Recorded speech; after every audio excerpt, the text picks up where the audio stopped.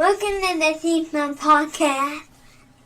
What's going on, everybody? Welcome to the Scene Snobs Podcast. I'm your host, Mick Manhattan, and my co-host, Paul, is not here. He is been super busy, killing it, and just work and everything, and I miss him, and we weren't supposed to do these episodes. It's the problem, and it's my fault. It is my fault. I'm just addicted. I'm addicted to it, and I love doing this. I love the podcast, and I love being around it. But I miss him, miss being able to talk to him. But Sturdy is going to be here tonight, waiting on him, and we're going to have a really good time hanging out, just talking some stuff. We're going to talk the Oscars. I'm going to share my top moments and worst moments from the Oscars. I'm going to review The Monkey. But yeah, overall, I mean, we're coming back officially on the 18th. The only reason I'm doing this episode is because I need to cover a few gamuts. I needed to talk about the Oscars and stuff like that. And I wanted to talk about, of course, the Monkey, which I just saw. We're going to be reviewing that tonight as well. Let me pull up my list so I have it. But yeah, overall, it's just been a really fun time lately. No, that's not true. I have to be honest with you. It has not been a fun time lately, and I think we all know that collectively as human beings. It's been a pretty tough time. And actually, talk to you for real before we start the comedy. When Sturdy gets here, but I hope you guys are all doing okay. I appreciate you guys. I appreciate you listening each week, just being a part of it. It's been tough here too. A lot of this stuff has affected, me and mine, and people I know and people I care about. And I had heard recently on a certain podcast by covering our wonderful government special advisor, but wonderful. He used the phrase, he said something about empathy is what's wrong with the world today. No, that's the only reason I bring that up is talk about empathy. I think is what empathy and compassion are, what makes community and brings people together. Now, I doubt anybody who has a brain in their head listened to that and agreed with it. But yeah, I just want to pass that message on to you guys. I hope you're out there. I hope you're doing well. Take care of your mental health. If you're suffering from any part of anything that's going on right now, all the craziness and such, my heart goes out to you and you and yours. And I truly hope it will be okay. We're going to keep trying to come back on here and, just doing what we can to entertain.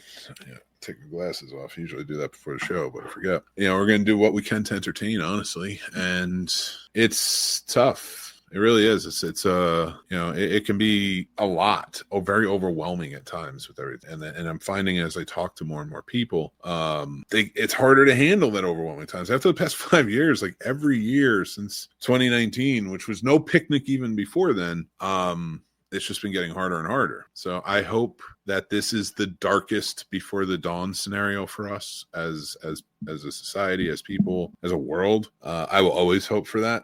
I will always push on the side of empathy, compassion, integrity, being there for each other, even if it's just like, this isn't anything important, but I hope it entertains and maybe makes people forget some things for a while or think about things differently or just have some fun with some laughs. And it's just, I hope on this beautiful Friday night with the weekend coming up and things are getting warmer.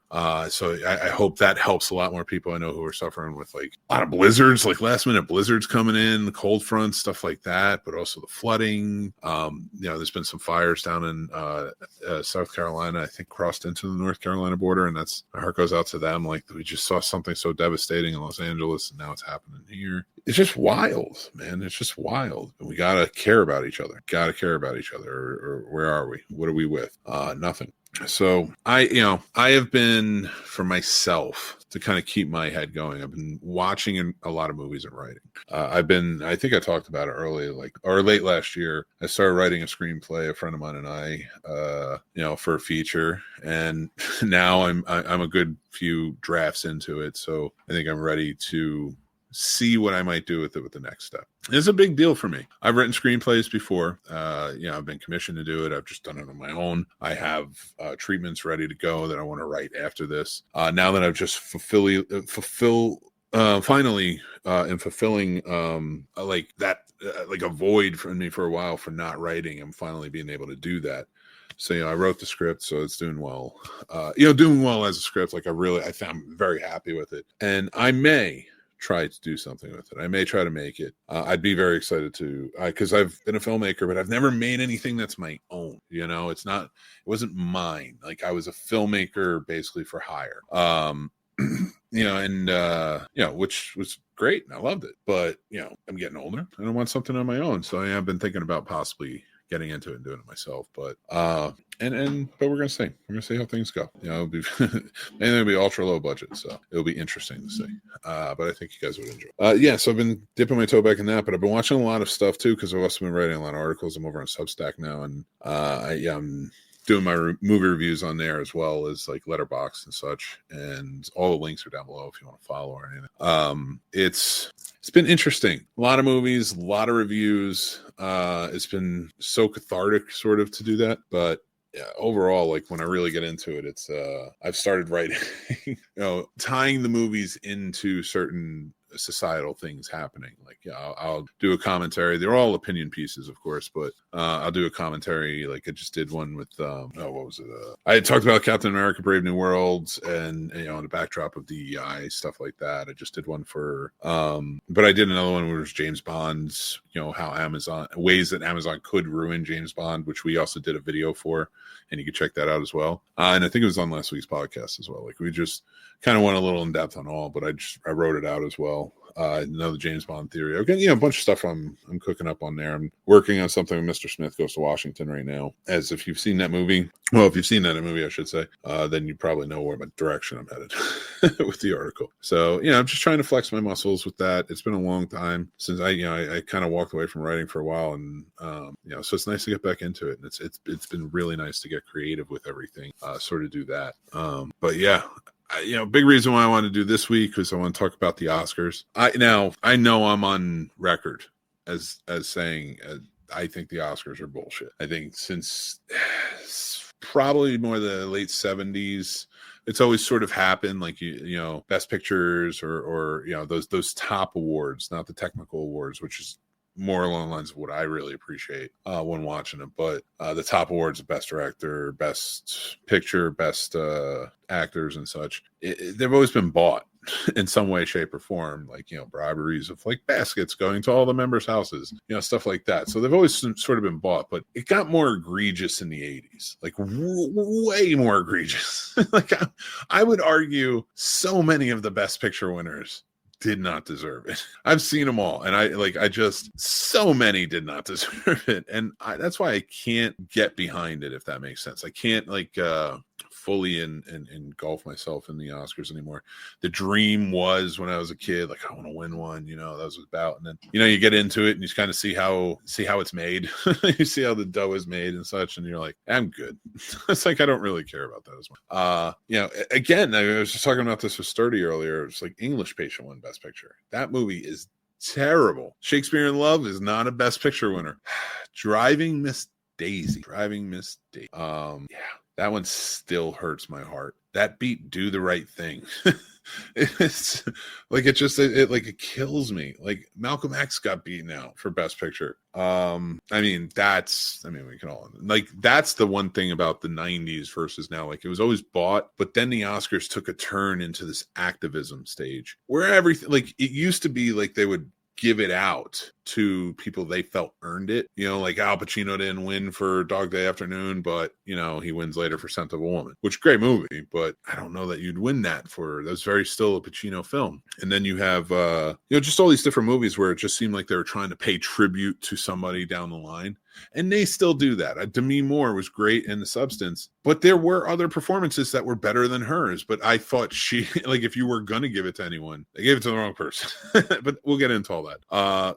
So the Oscars, to me, like, it always seems like sort of a bought or owed or this or this is who we want. I think Mikey Madison's the one right now they want to build up. Her winning an Oscar is going to get her a pay bump. It's going to put her in a new bracket towards getting roles and stuff. And I think a lot of that is a convenient, all right, let's build her up, and I think that's great. But I think she is an actor that didn't deserve it for the role she got it for. I don't think Anora deserved Best Picture. And yet, it kind of swept the night for a lot of things I don't think it deserved. Still a good movie. But I feel like it was a pick. Like, it was like, all right, I think the Oscars just getting to a point where it's a melting pot of just activisms that they're trying to cover year to year. Like, okay, the black film is going to win this year. Okay, the LGBTQ film is going to win this year, and it is. They really do stereotype a lot about it and give out to whatever's the trending activist of that time. And there is no trending activism right now in this year. There's nothing like I think they were going to go with more of the transgender route with Amelia Perez until you had all the controversy. And I even think they tried to redirect towards the Mexican side of it, and it just didn't work because that movie falls flat. I had to watch it afterwards to see how bad it was. That movie falls flat, just like everyone says. And it won awards it did not deserve. Like Zoe Saldana is a great actor. That was not a great role. I just have to say it. Like, that's just not a great role. And I was displeased with it. And the fact that it won so much, because it doesn't have a tone. There is nothing. It's trying to be things. It's Oscar bait is really what it comes down to. I'm going to bring in my good buddy, Sturdy Bird. Hello. What's the word, Sturdy Bird? Chilling, man. Chilling. Just got out of work, punched out, so now I'm just chilling. Nice. Weekend started now. The weekend finally started. This is nice. Usually the Scene Snobs podcast on Tuesday nights, but we're, like I said, we're off. And I feel bad again because like Paul has just been so busy, so he can't be here. And then I'm like, all right, but I still got to talk about the Oscars because I got to bitch about. I think there's so much to argue over. But how you doing, good sir? I'm doing good, man. I'm doing good. I do want to say this to everybody out there in the Scene Snobs. What's up? How's it going? Hope you're all doing well. But I'm just gonna tell you guys this for those of you who do follow Horror Research 30. And you should. Yes, and Popcorn and Pints. Just behind the scenes, we have some stuff that we were just discussing that I'm gonna tell you guys. I'm not going to tell you guys what it was, but I'm going to tell you guys how this shit always starts. One of us will come up with an idea for our own show, and we'll take that idea and somehow mix it in with each other's shows. And mix it in. Now the mix has been with this between the Scene Snob, Popcorn and Pints, and Horror Research 30, one way or another. Where the Scene Snobs is always like in the middle because it can go the horror route, it can go the non-horror route. Yeah, I'm just more movies. Yeah, and then like with you guys know how Popcorn and Pints works and how Scene Snobs works and how Horror Research 30 works. I mean, and it's never like it's not like forced. It's just like, yo, with the Bond thing, hey, I'm gonna do the Bond thing. Hey, and Mick was like, hey, is it cool if I do this connected with this? But not only that, if I chime in on this, I'm like, fuck yeah, go ahead. And now it's just like we're creating these wheels and like building these ideas off because we work together so well, work with each other so much that a lot of our ideas that we're building off of, something just sprouts and just like, yo, think now here's how we can connect with these shows and help promoting each other without even, again, not in like a forced way. It's like, hey, we're doing this here. That we're just talking about, again, the way we're discussing Bond on Popcorn and Pints and the way Mick is discussing Bond on the Scene Snobs, completely different. Yeah, and you can get something from both because, like, and I when I planned that, I loved it because I've been getting so into the Bond movies that we've been watching. And by the way, remind me when we're off screen, I want to show you the Bond performance from the Oscars. I thought it was interesting. Okay. I thought it was interesting because we've watched every Bond's like so far. Like we watched all these Bond movies so far and we're so into the franchise that we would appreciate that. I don't think a lot of the viewers cared. But for me, I was like, I thought it was cool. I just watched a load of Bond movies. I'm into this. I was gonna say because we're watching it now, and I feel like we're watching it as a group one, and then going back to the franchises which we did last year. Same thing, we watched it as a group, so like a lot of things that come up with those we will pay more attention to because we just recently, it's like that recency bias kind of thing. And I do want to see that. But just be on the lookout, people, because there's going to be some fun stuff coming up between these three shows and other shows that we fucks with. So I just want to throw that out there. Sure. Oh man. And you guys are going to want to check that out because I may be curating over he is Horror Research 30 and Popcorn and Pints. He is. And here's the funny thing with Mick, right? Here's what I love about Mick, but he's an asshole to himself. It's because we'll have these ideas, this, that, the third, then he'll be like, hey, is it cool if I curate this for the show? I'm like, yeah, you know what? Matter of fact, this is your month or this is your wheel. You do what you want if you want to do this. Then he'll add more shit to it. Is it okay? Listen, dude, and then 3 months down the line, yo, dude, I'm so fucking busy. I don't get it. I'm like, yo, you stop taking it on. Yo, it's like, yo, you already have your ideas for your show and you add more and more. Now you volunteered to freaking run Popcorn and Pints for the next 70 years. Well, that's why I had to take a break. I had to take a break from the Scene Snobs for the first time ever because I didn't have topics. I had planned on topics that incorporated 3 people. Like, I don't script the shows. Like, whatever Paul says, whatever Dan says, or whatever you say, like, it's off the cuff. And I don't have a script of things I want to say, but I have a list of things I want to talk about or an itinerary to kind of direct towards. And, you know, we talk about the topics beforehand. I planned out like 2 months worth of topics for like all the episodes where it's just the 3 of us. And I anticipated the episodes you're in to cover stuff that you have wanted to talk about on the show. So like and then March was supposed to be director's bracket month, but I want Dan to be a part of that because I was part of his idea too, and I want Paul to be able to be there. So like I was like, let me push it off till summer when Dan can come back in, and Paul and I will just do other shows, and you'll be in there too. But like like we talked about so many ideas, and I was like, and once Dan had to leave the show for a hiatus, which was very quick, but like guys, he's insanely busy, so like we can't wait to have him back. Like so like when he had to take the hiatus, and it kind of worked out for I was burnt out anyway. I mean, I was burnt out after the first week of inauguration week. I put these on for a second because I can't read things. But so it's just been kind of a mad dash. So like last episode we did, it was just because something happened that week and I wanted to kind of cover it.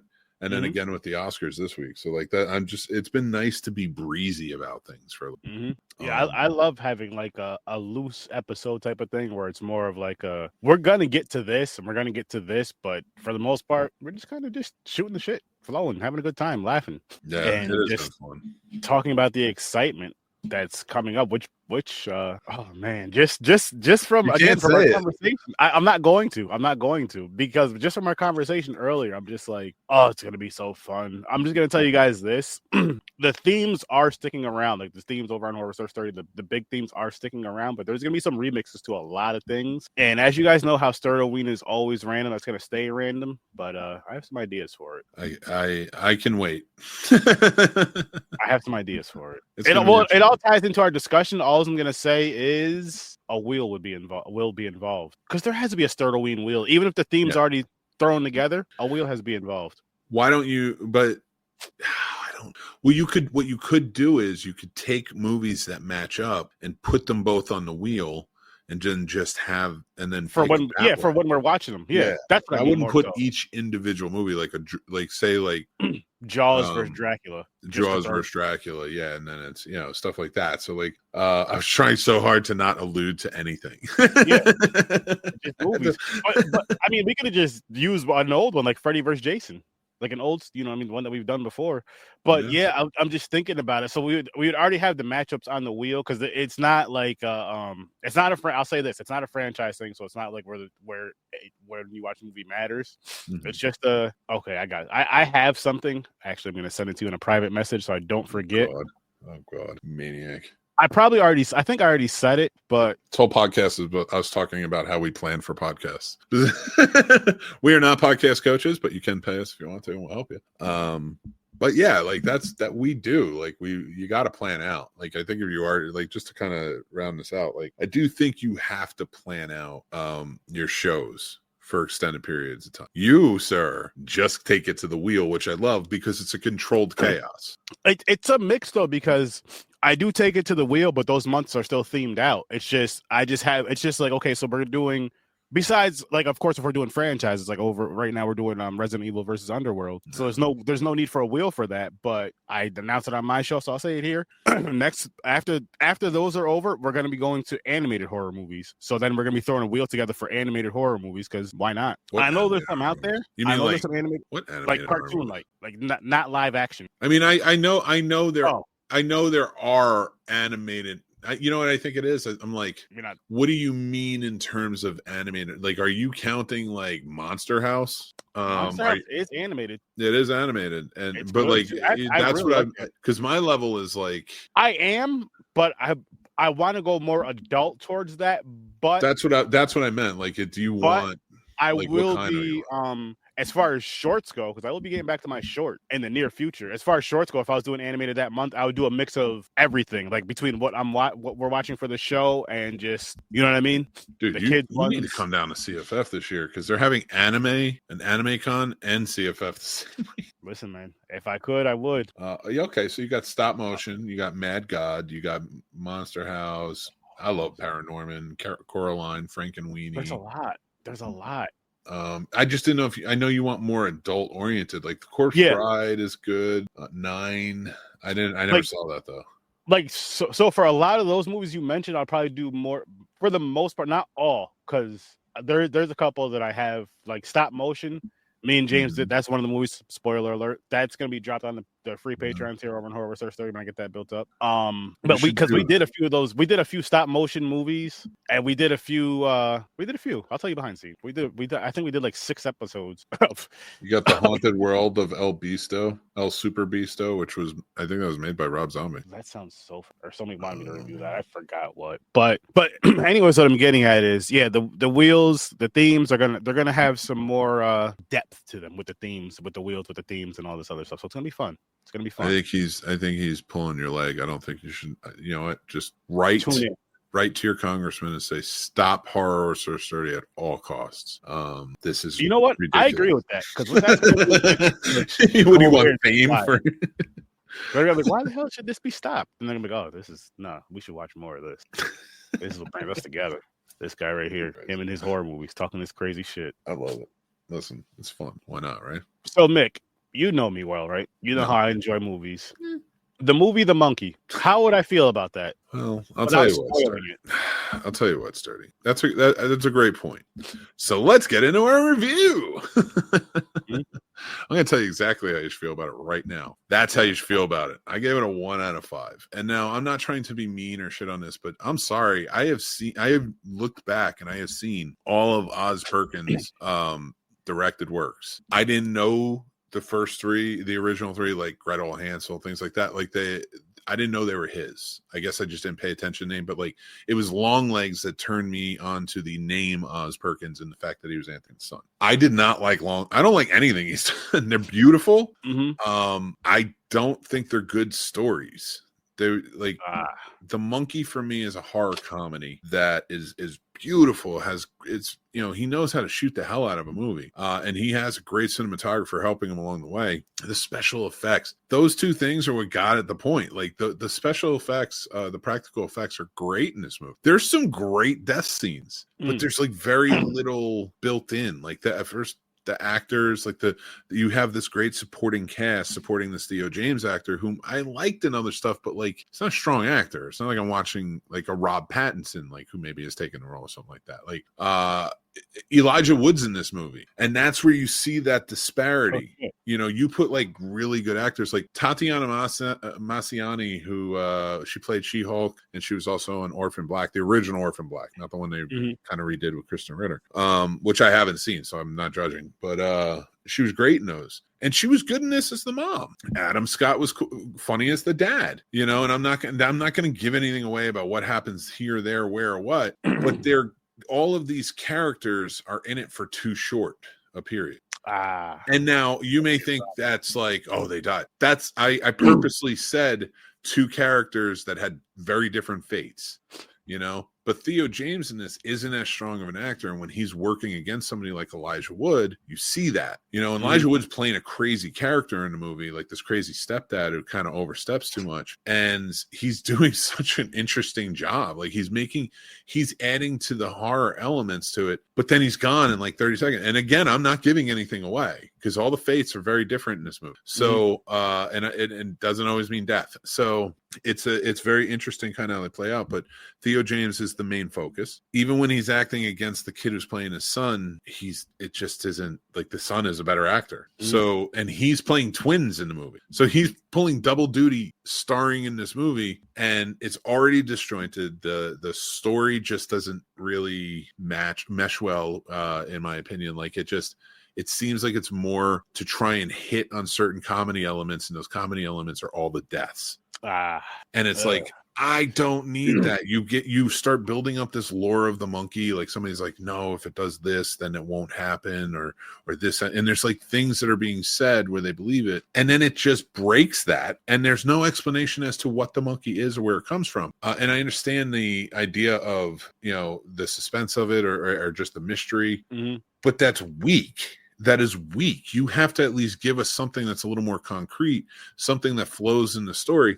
This doesn't do that. This just is like monkey here. When monkey beat drum, people die. Who dies? Everyone or no one? Like literally, and no one. I know that's confusing, and I do think people should check it out if they're horror fans of practical effects. Okay, which I am.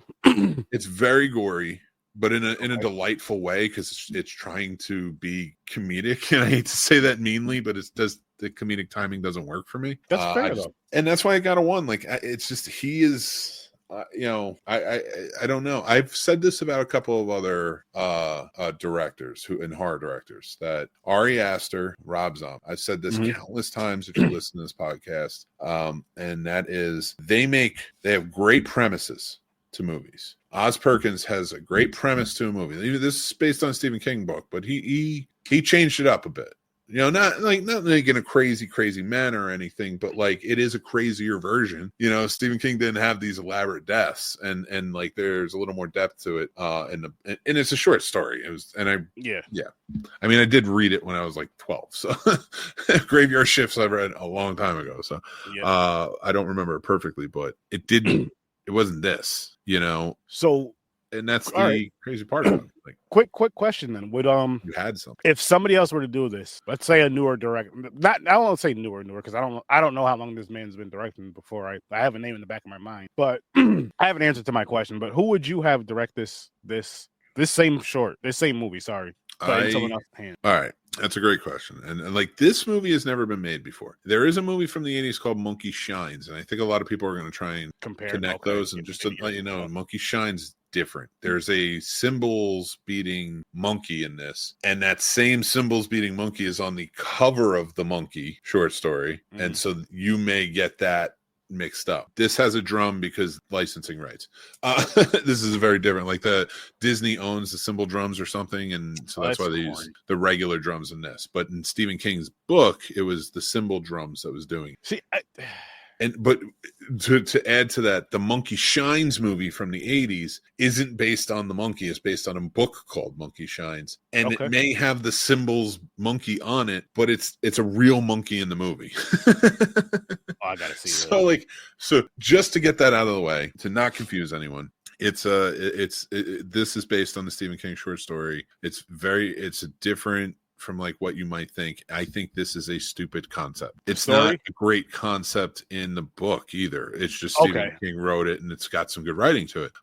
It's a toy monkey that in this bangs its drum and somebody dies in some crazy like MacGyver-ish way that somebody like that. It's basically Final Destination. Like the monkey beats the drum and Final Destination happens. Okay.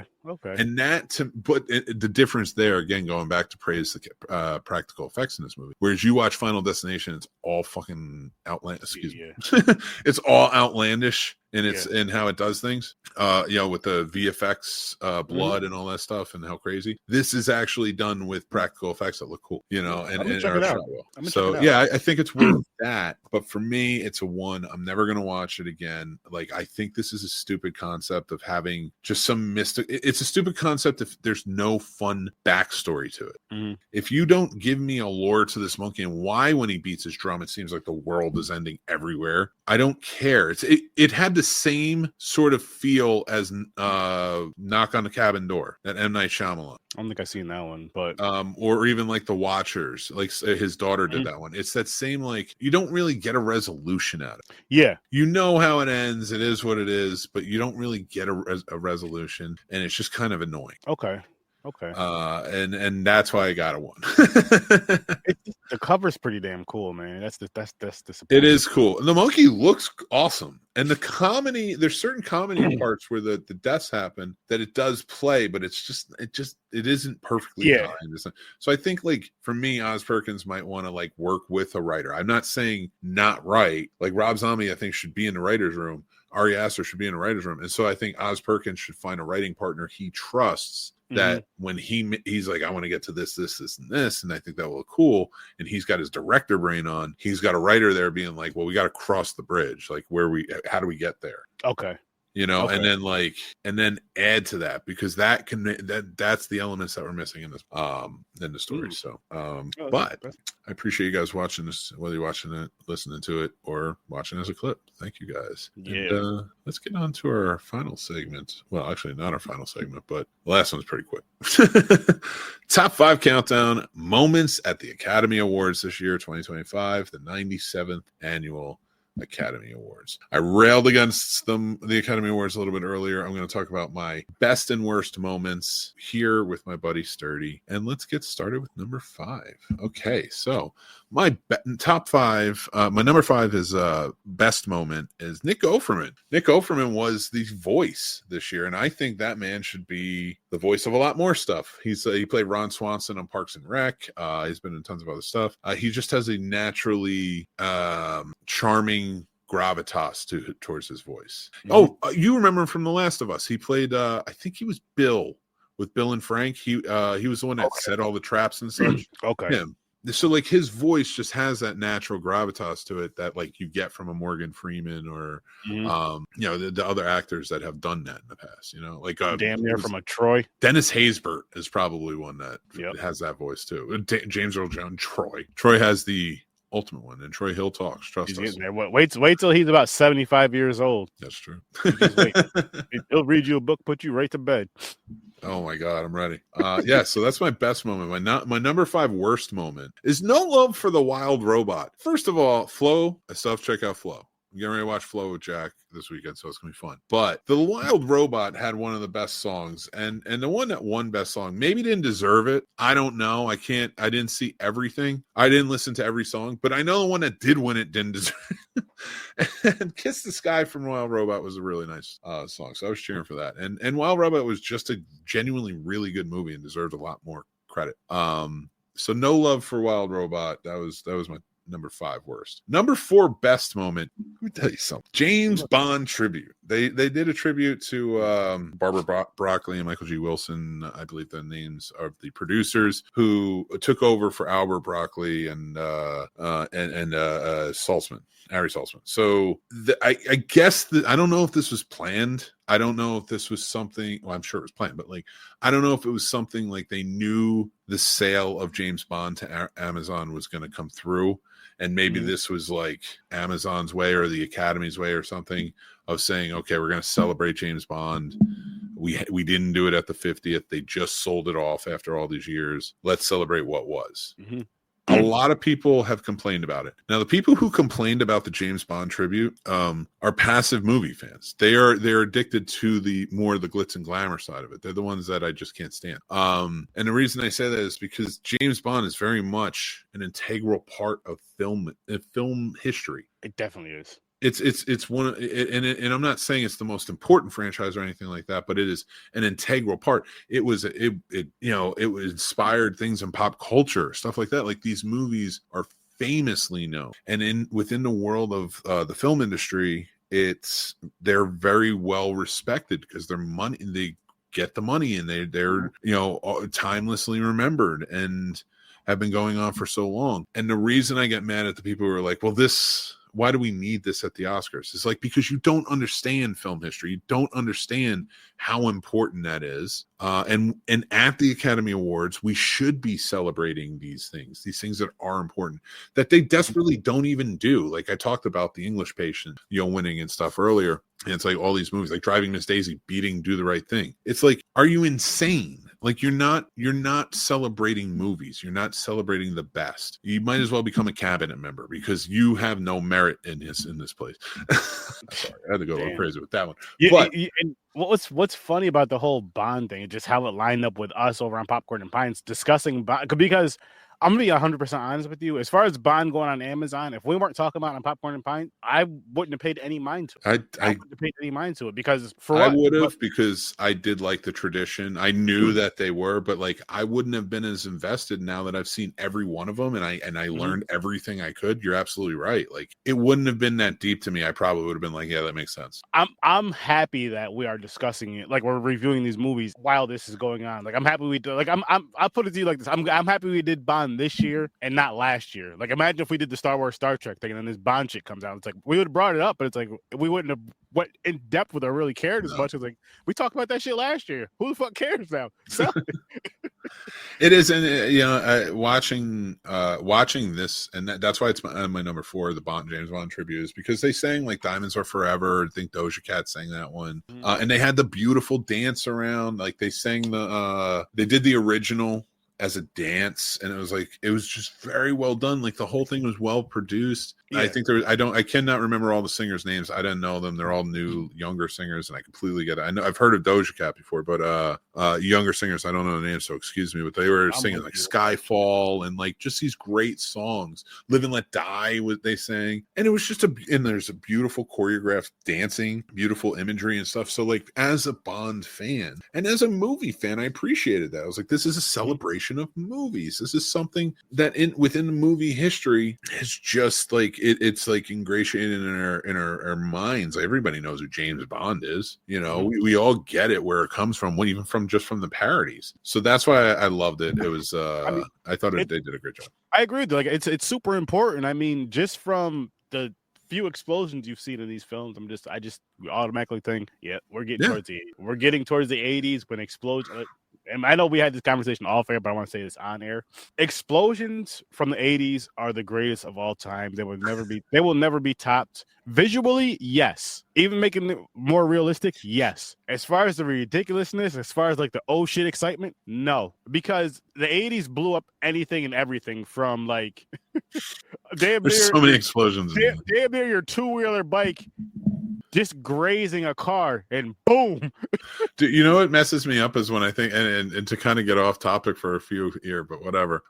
There's so many explosions in movies. Like I have to think that explosions somehow damage Earth in some way, right? You like if I set off a firework while my hand is open, and we heard this in Armageddon, like it's gonna burn your hand, right? But you're not. You know, but if you close it, it's going to blow it up. So we're basically just setting off fireworks on Earth's hand all the time, and movies do it the most.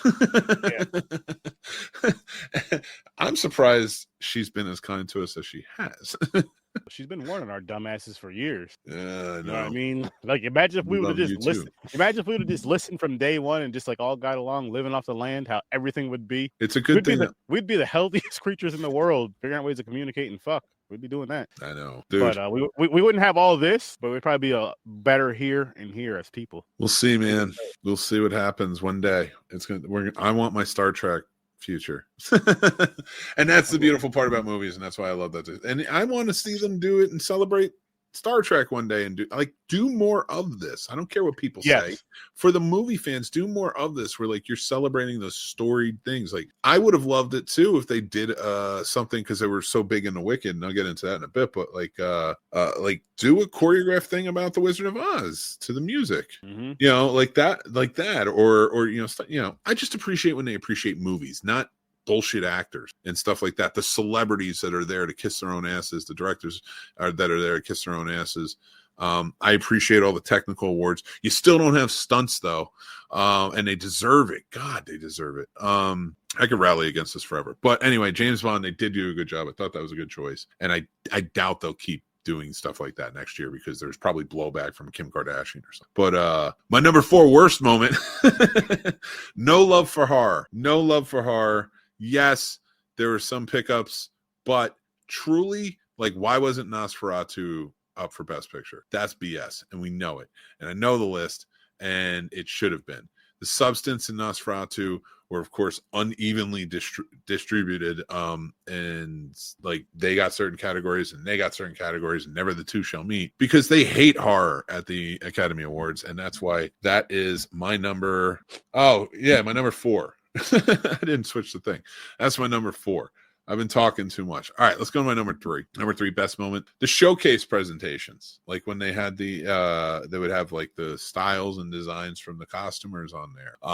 They would show certain things within the world of other imagery, like the visual effects and stuff like that, which I feel is so important. We should be showcasing this amazing work. That is what we need to be showcasing, like having the actors from the films or having people come out and talk about them. It's important, and we don't do it enough. We blow hard on celebrity bullshit or whatever. Get rid of the red carpet and add stunts and other great below the line. Nobody needs that stuff. Well, some people need that stuff, but I don't need it. And number 3, my worst moment is Amelia. Like when that woman just kept singing, that song did not deserve the best song. It like hurts my heart to say that one best song. It didn't deserve it, and there's some really good ones on there. I'm not saying it had to be Kiss the Sky from The Wild Robot. I just wish The Wild Robot had gotten a proper amount of love because it was a great anime. Mm-hmm. And in my personal opinion, and I loved Inside Out too, I think it was the best animated film of last year, but I haven't seen Flow yet, so I'm kind of back off of saying that, but I did love The Wild Robot. So going back to my number 3 with the worst is when she sang that and she would not shut up. Like her partners were telling her to be quiet. And it was just like, and what pissed me off is like that movie is so tone deaf into all the causes that it's trying to rope in. Like a French director who didn't shoot a film based in Mexico that tells the story of Mexican people. He shot it in France. That doesn't even make any sense. It doesn't make any sense, but it's because you're baiting for Oscar, and it just sucks. And like they're both up there, and then I think they even asked him, they're like, with everything going on with trans rights, it being infringed upon and such, how do you feel? Like, how come you didn't share anything with the wins or whatever? And I think it was some innocuous answer that was like, well, if we had one more, we would have. Mm-hmm. Like, so you can't speak out unless you get the award you want. Like, get out of here. And I hate that because they do that too because they're so pompous and full of themselves. But whatever, I can go on days for days with that. But it was just a really stupid and tone deaf moment where it seemed like it was either drunkenly or just spitefully done, and you don't need that shit. Like, good luck. Go kick rocks. Like, I'm trying to enjoy a show, not you. And we're getting to when we get to my number 1, you'll see why. But all right, number 2. My number 2 best moment was Defying Gravity. Cynthia Erivo and Ariana Grande was there. She was there. She sang. She got some pipes. But it was really Cynthia Erivo like kicked ass, and they did the whole like presentation. She sang the song, and it was really powerful. She did a great job. Like, whether you like that movie or not, it's a great song. Also didn't win best song. They had it there. It's one of the top moments in the Oscars this year, and somehow somebody voted for the Amelia one. Anyway, my number 2 worst is servicing another cause. It's just, that's all it is. Like, so they have so many causes all the time, like, and they'll add these movies in that are good, but they're not memorable. And I do think that memorable movies should be on there. I agree. Like, Nickel Boys was a great movie and is a great black film and is a great black story that needs to be told. But do you think they didn't put it on there because it's a black film? And if the style in this year was like when Black Lives Matter came out, what won? Like, what was the big activism of that year trying to I see trend? what you're saying. So that's where it's pandering, and I hate pandering. Yeah. Don't pander to anybody. You can make a movie for the audience, but tell the story you want to tell. Mm-hmm. And I attribute that to the Oscars. It's like, black people who are watching this already feel underrepresented by you because you're doing it wrong.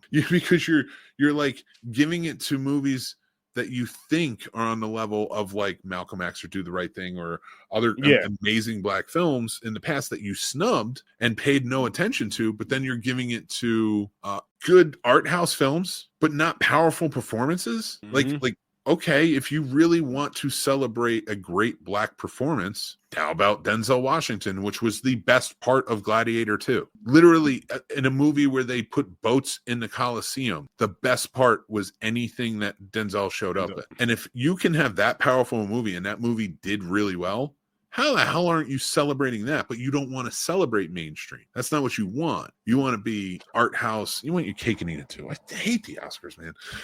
See why I get so pissed off? That's this, and it's the servicing of another. So, and that's what will happen. So, like this year, it was sex workers. That was the activist, and again, I don't mind. I don't think this was a Best Picture winner, Nora, but you serviced that activism because you're scattered all over the place and you don't know what activism to go with. But what about next year if there's a sex worker positive movie that is truly the Best Picture, but maybe the Latino community is with immigration and stuff, say like there's a big activism going on right now, or veterans or whatever else, like all this stuff, and that's what's trending. Are you not going to give it to the best movie? No, I see. So that's where I come from with the Oscars. It's like you're supposed to be the best. Here's my thing with the award shows and ceremonies and all that shit. It should be about the creators and all that, yes, as far as giving them the awards. But as far as the show that you're televising, should be about the fans. Make it entertaining. And as far as about the fans, it's like, what the fuck did the fans really go to see? I don't give a shit I don't care what the top people, what all them, whoever votes on the Oscars. No, what did the fans go see? What are the fans' comments? What are the fans talking about? Because those are the people that I think we're the ones that really count. We're the ones that are spending our hard-earned money to go see these movies, and then for the ones that, I'm not even saying just podcasters, but for the ones that do podcasts, do vlogs, do blogs, do all that shit. Why not pull from that? You'll get just think of how much more people would tune into this shit. And then on top of that, like you're always saying, don't just give it to the actors and actresses on the big screen. No, bring up the director, bring up the producer, bring up the cameraman, I'm sorry, I don't know because I don't know anything about that. No, stuff, you're good, man. You're good. Bring up the crew. I'll say bring up the team, bring up the squad. Everybody that had a part of that movie, bring them all up because they all deserve that. It's just like with sports, when you see the teams, they bring up everybody from the coaches to the water boy because everybody was a part of that in one way or another. And no matter how big or how small, everybody was a part of that. Everybody deserves that recognition. And I know you were saying they have some for some of the crew, but it should be on the big stage. It should be in front of it. When you're calling up a Will Smith, you should be calling up, I'll just use you, for Mick Manhattan for whatever he did on a film. Mm-hmm. And then, well, yeah, like I said earlier, like just because I feel like they all deserve it. They all deserve it. Even if you just name, and again, I keep saying the crew, but like different, like say if there's, I don't know how many cameramen or lighting people there are, but say if there's like a head guy for each, I don't know. Say if you name like the head guy and his crew. Well, cinematographer will cover that because he covered lighting and camera. But you know what I mean, like shouting them out. And just I don't even think they shouted out. First off, they didn't shout out the technical awards this year, unless I missed it. But I watched the whole thing from beginning to end, and I didn't like go to the bathroom or anything. Like I paused if I got up. I don't remember seeing it, so if it was there, forgive me. But it was bothersome to not see that because I do like that. I don't remember seeing the Cecil B. DeMille Award, which is always given out. Which I think they started doing it on the technical nights now, like where they can give their speech, and then they used to do it at the main award show where they would bring them out and be like they won. It bothers me that they don't even do these things. And like anybody who does any type of stunt, those people amaze the hell out of me. I'd rather see them walk on stage than Will Smith. No disrespect, unless it's an actor that does their own stunts, of course. But I mean, the people that are putting their bodies on the line for these cool ass scenes that we see, and it looks like it's so and so doing it, and it's not. Bring them up on stage, for this scene here, where this motherfucker did 16 backflips and jumped off this building into this pool. Bring up Smash. He did it at 45 years old. A lot of it was CGI because he fell off the ladder. But bring him up because he put his body through this. Listen, that man deserves a Snobby Award. In fact, he's going to win the only Snobby Award this year. The Snobby Award for Best Pratfall. Best stunt. Best and worst stunt. Give him 2. But like going back and like we were talking about it and like looking at, I wanted to see what year Black Panther was. It was 2018. It came out in 2018. So it was a 2019 award show. Now 2019, I think we all remember, George Floyd, Black Lives Matter, things like that. And here's where I say like it bugs me. There were other things, of course. There was things with immigration. They were locking up families in these old warehouses and stuff. So like Roma was nominated. Roma's a good movie. I don't think it's a Best Picture winner. It should be up for cinematography, and it should be up for a screenplay, because if you did it by merit, like those were the things that were great about it. But like Best Picture encompasses all in my opinion. And when I look at these, then you have A Star Is Born. That's a good one and encompasses a good movie. There's no real activism to it. There's like a suicide awareness to it. But it's just like, but Vice now is like taking shots at the Republican Party because it was about Dick Cheney. And that was, Trump was in first term. But then you have like, and then Bohemian Rhapsody was just dog shit. I don't know. Don't even get me started on that. I can go on all day on that. But then you have Black Klansman, which is a great Spike Lee movie. Mm-hmm. And I see why that was nominated. Then you have Black Panther, and then you have Green Book, and Green Book won. What movie are you going to revisit over and over again? I'm gonna go back to Black Panther again. Yeah, that's the number one movie on this list. Besides A Star Is Born, I would say it was number two at movies that you're going to revisit probably, but mostly Black Panther's number one, like by far. That's my favorite Marvel movie. That's such a good ass movie, such a deep movie, such a powerful.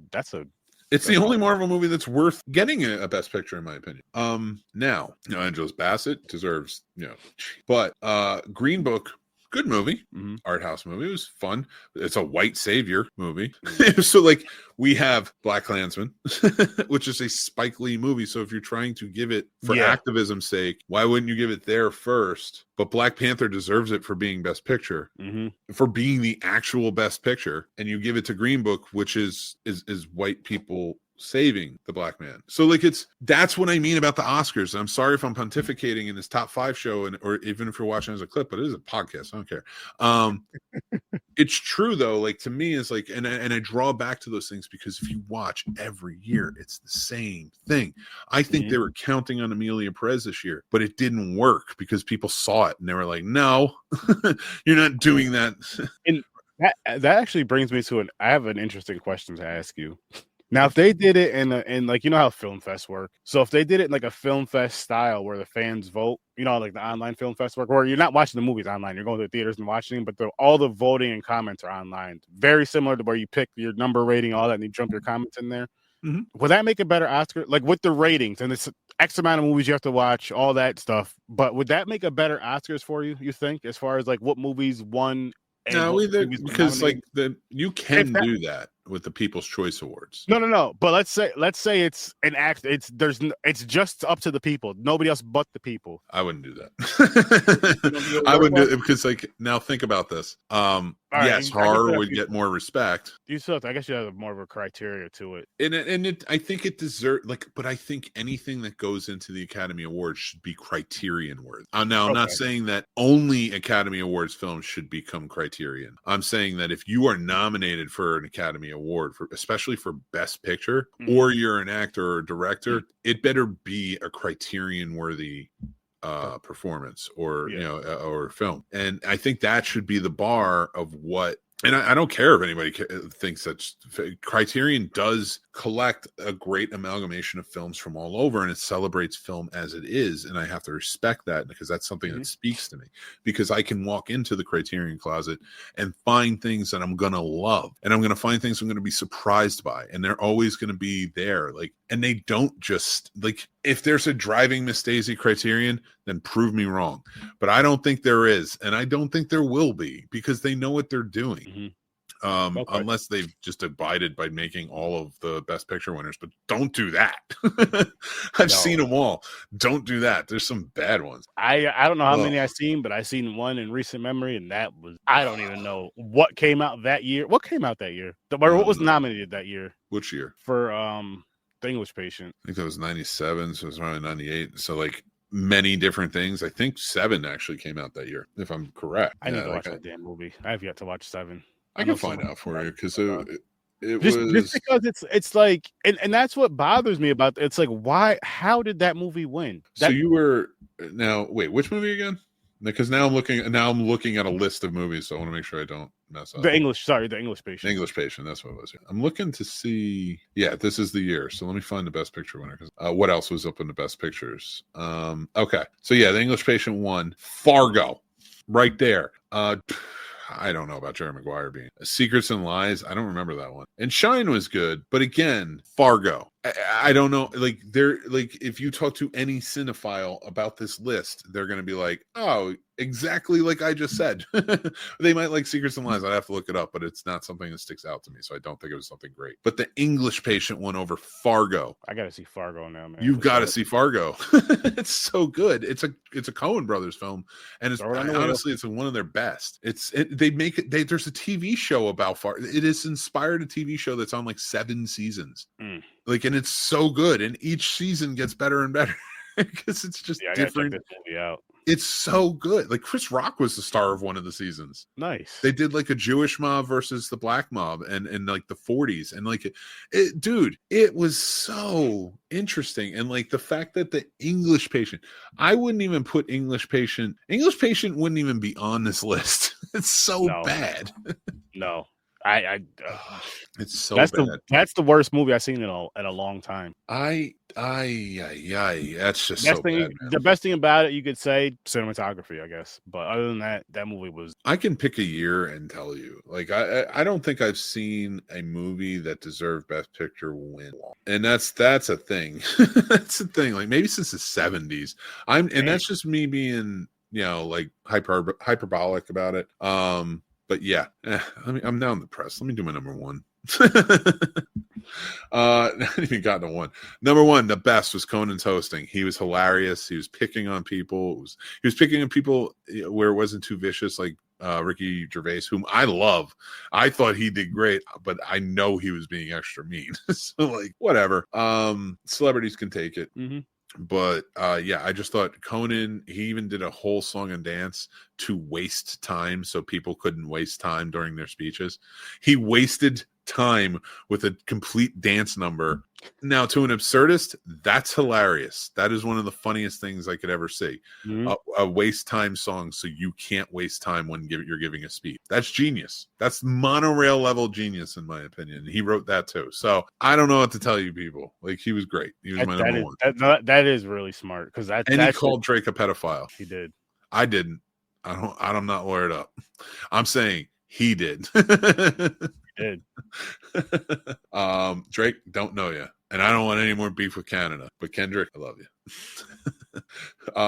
And then of course my worst was Adrian Brody's Everything. He was just so creepy and skeevy in it, and he still made out with Halle Berry in front of his girlfriend. It was such an awkward time. And dude, I'll be brief. And then he went on for 7 minutes, and before that he threw his gum at his girlfriend. Andrew Brody, or whatever your name is, Adrian Brody, not Andrew. That was lame. That was really lame, and The Brutalist wasn't that great. So again, another one. He kissed Halle Berry, though. Well, he kissed Halle Berry. Yeah, but he kissed Halle Berry without warning her. And the first time he did it when he won an Oscar back 20 years ago, which was creepy and skeevy enough. And now he's like, she kissed him, I think, this time. But it's still kind of creepy. Like, his girlfriend was like right there. I wonder if it was pre-planned. Doubtful. Well, no, the one he kissed Halle Berry with wasn't. Right, I mean, this one here. It might have been publicity, but it's stupid. Still. But it's Friday. And you guys listen to my top 5, and you listen to a lot of rants, and I appreciate it. Hey. Thank you guys so much. But let's just finish off the mixed movie pick. And this is I'm celebrating women this month, Women's History Month. So I'm picking movies that star strong women, there you go. all different types. And I'm going back to the 50s on this one with All About Eve. Betty Davis. It's about an aging starlet who takes on this fan who, like, her biggest fan as an assistant, and slowly but surely it feels like the assistant is trying to take the spotlight and get rid of the aging starlet. Betty Davis is fantastic in this movie. It won Best Picture. It's worth the watch. Go check out All About Eve from 1950. I'm also, it's available now. You can go check it out. Snobs Film History. I did one for it, as I always do with the mixed movie picks. And like Sturdy can attest, and we talked about earlier with James Bond, I have been doing classic film reviews for those as well. And right now we are on The World Is Not Enough and Die Another Day. They are both out as well. And you guys can go check them out anytime. And I appreciate it. Told you. We're getting ready to go. Sturdy, tell them where they can watch you and where you're at. Who you're fluffing these days. Well, nobody. Yeah. Never have, never will. But I will say this. So I'll be gaming tonight with my nephew and my brother, and then again with my brother later on. So you can catch us over there, Horror with Search 30, my YouTube channel. And we're going to be starting off with some Grand Theft Auto 5, then jumping into some Phasmophobia. And we're going to try to be brave. We're going to try to be brave grown men, but we'll see how that goes. So hopefully you guys tune in for that and have a good time with us. And then Saturday, we're going to be playing it again late. But 9:00 Eastern time Saturday, we're going to be discussing more Bond. Moonraker, and For Your Eyes Only. For Your Eyes Only. Moonraker, fun. Yes. And we'll get into it in like a fun one. And I did all classic film reviews on all these movies. You can go check out all the James Bonds. Moonraker takes us back to 2 franchises we discussed last year. in such a fun way that worked. Oh, I loved it. It's like, you know what it was? Remember how excited I was with the Space Godzilla and with the little ships, and I still want one of those? Yep. That's what Moonraker was for me. I think we can talk about it too, like with Moonraker, what the influences of Star Wars, Star Trek, and Alien. Yes, there's things, and it came out in '79, so I think it works. And it was thrown together. Moonraker is a book, but it was thrown together. They weren't going to make it. If you watch The Spy Who Loved Me, at the end it says you'll see James Bond next time, and For Your Eyes Only, and that was supposed to come out next. And it's actually, I think we're actually better for having made Moonraker, because Moonraker, John Glenn served as some sort of supervisor on it, and he was the director of the next 5 James Bonds throughout the 80s. He directed every 80s James Bond movie. So I think Moonraker might have been a happy accident, but it is a movie. And we'll talk about it all tomorrow. We will talk about it. I had Popcorn Pints. Yeah. It's gonna be interesting. I'll probably talk about that fact again and so much more. So make sure you join us. It's over on Popcorn Pints. We'll be showing here on the Scene Snobs as well. I share it out. But just got to be there. But like I said to you guys earlier, I appreciate everything. I appreciate all of your support. If you want to go check out our Patreon, you can join up there. I share movie news for the paid subscribers and other perks and stuff like that as well. But if you want to join up for free, we do giveaways. We just did our Beetlejuice popcorn tin. Congratulations, John, for winning that. We appreciate you. And you can follow for free, and you'll get news updates, stuff like that. Sometimes I do a newsletter. I'm a little behind because I've been writing my reviews, but I have a lot of stuff getting ready to come out. So go check us out there. You can follow me on Letterboxd, follow me on Substack. I share opinion pieces and movie reviews on there. Of course, the Scene Snobs. We're here. We're having a good time. We have reviews coming out and more on there in the videos. Classic film reviews have been so much fun. I want to thank you, Sir Sturdy, for coming in and hanging out with me. Oh, yeah. Paul, I miss you. I can't wait to see you. Dan, I miss you. I can't wait to see you. And we're going to have a good time coming back with that. Make sure you're tuned in to both channels, because it's going to be a lot of fun. And what? I just wanted to say, because the month of March, Women's Appreciation, Women's History, again, Underworld versus Resident Evil, 2 lead strong women. No matter what you feel about the franchises. Yeah, you're right. Two strong female-led women, or you know what I mean, films, going through these, having a good time with them. So come on over Thursdays, 8 o'clock Eastern time, or 6:30, and shoot the shit with us about these movies. If you love them or you hate them, just have something to say. If you bash them or you love them, you have to have something to say. Don't just be negative. Don't just be positive either. I'm still trying to convince him to do Hammer Horror versus Universal Monster. I think that would be a fun franchise for you.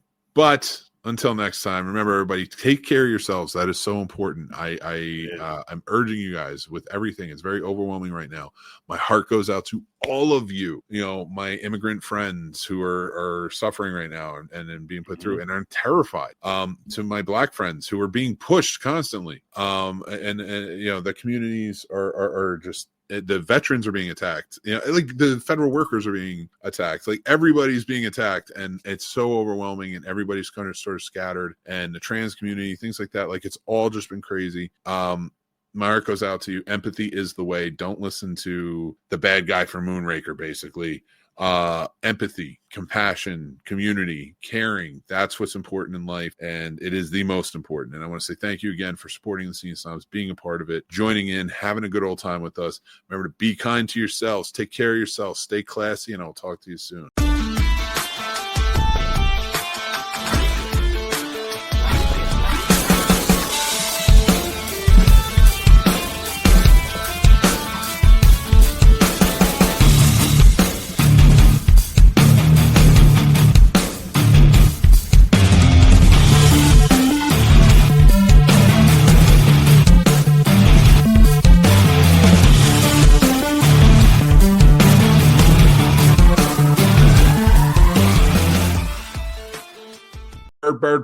Bird is the word. Sturdy bird.